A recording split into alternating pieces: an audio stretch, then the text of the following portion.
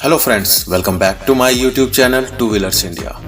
दोस्तों, बजाज केटीएम की पार्टनरशिप आज एक बहुत ही सक्सेसफुल पार्टनरशिप है और यह पार्टनरशिप दोनों ही कंपनियों को फायदा पहुंचा रही है। केटीएम में बजाज ऑटो की 49% हिस्सेदारी है और बजाज ऑटो के बिना केटीएम मार्केट में सरवाइव भी नहीं कर सकता है, क्योंकि बजाज ऑटो से पार्टनरशिप से पहले केटीएम बैंक करप्ट हो चुकी है। केटीएम की शुरुआत 1934 में ऑस्ट्रिया के इंजीनियर हांस टर्कनपोल्स ने मेटिगोफेन सिटी से एक कार रिपेयरिंग की छोटे से गैराज से की थी, लेकिन 1937 से टर्कनपोल्स ने अपनी शॉप पर DKW मोटरसाइकिल और अपोलो कार बेचना शुरू कर दिया था। उस समय उनकी शॉप को क्राफ्ट फेरग जर्ग टर्कनपोल्स मेटिगोफेन के नाम से जाना जाता था, जो आगे चलकर केटीएम के नाम से पहचानी जाने लगी।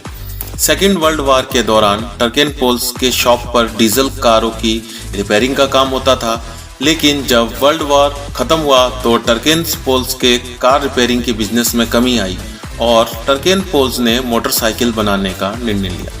1951 में टर्कनपोल ने R100 मॉडल का प्रोटोटाइप बनाया और 1953 से इस मोटरसाइकिल का प्रोडक्शन शुरू हो गया और कंपनी को अर्नेस्ट क्रॉन रीफ के रूप में एक नया इन्वेस्टर मिला। 1954 में R125 टूरिस्ट को पेश किया और इसी मोटरसाइकिल की बदौलत कंपनी ने 1954 में ऑस्ट्रियन 125cc नेशनल चैंपियनशिप में अपना पहला रेसिंग का खिताब जीता। 1956 में केटीएम ने इंटरनेशनल 6 डेज ट्रायल में अपनी उपस्थिति दर्ज कराई और एगोन डोर्नोर ने केटीएम मशीन पर गोल्ड मेडल जीता और यहीं से केटीएम को रेसिंग का डीएनए मिला। 1960 में अर्न कॉनरिफ और 1962 में हैंस टर्कनपोल्स की मृत्यु के बाद एरिक टर्कनपोल्स ने कंपनी की बागडोर संभाली और एरिक टर्कनपोल्स ने कंपनी को एक नए मुकाम तक पहुंचाया। कंपनी ने रेसिंग के बाइक्स के अलावा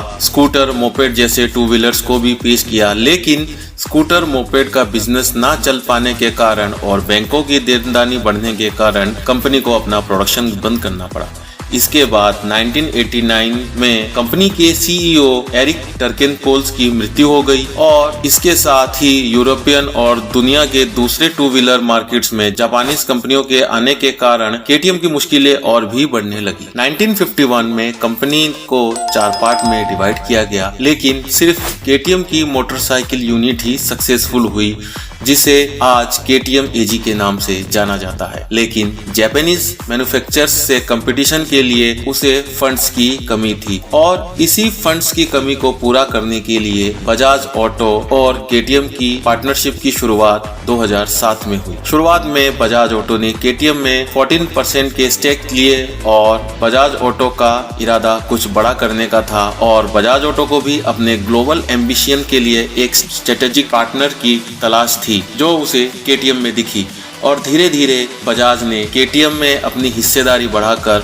49% तक ले गई। बजाज और केटीएम की पार्टनरशिप से दोनों कंपनियों ने साथ मिलकर इंडिया में मोटरसाइकिल का डेवलपमेंट किया, जिससे केटीएम की हाई रेंज जैसी बाइक्स की कीमतों में भारी कमी आई और केटीएम की बाइक्स इंडियन और कुछ डेवलपिंग कंट्रीज में आसानी से अवेलेबल होने लगी। बजाज और केटीएम के पार्टनरशिप के चलते केटीएम के मैन्युफैक्चरिंग कॉस्ट में कमी आई और बजाज के रेवेन्यू में बढ़ोतरी हुई। अब बजाज हर केटीएम मोटरसाइकिल की सेल्स पर तकरीबन 22,000 रुपए तक का मुनाफा कमाने लगा। इसके अलावा बजाज ने पल्सर NS200, RS200 और डोमिनार 400 जैसी हाई एंड बाइक्स में केटीएम के ही इंजन का इस्तेमाल करने लगी। बजाज और केटीएम की साझेदारी इतनी सफल हुई कि दोनों कंपनियों की साझेदारी ने भारत में 1 मिलियन मोटर बाइक्स का प्रोडक्शन किया। सो फ्रेंड्स, आज के वीडियो में सिर्फ इतना ही। अगर आपको ये वीडियो पसंद आया तो इसको लाइक कीजिए, शेयर कीजिए और कमेंट कीजिए। अगर आप हमारे इस चैनल पर नए हैं तो हमारे इस चैनल को सब्सक्राइब कीजिए और बेल आइकन को प्रेस कीजिए। धन्यवाद।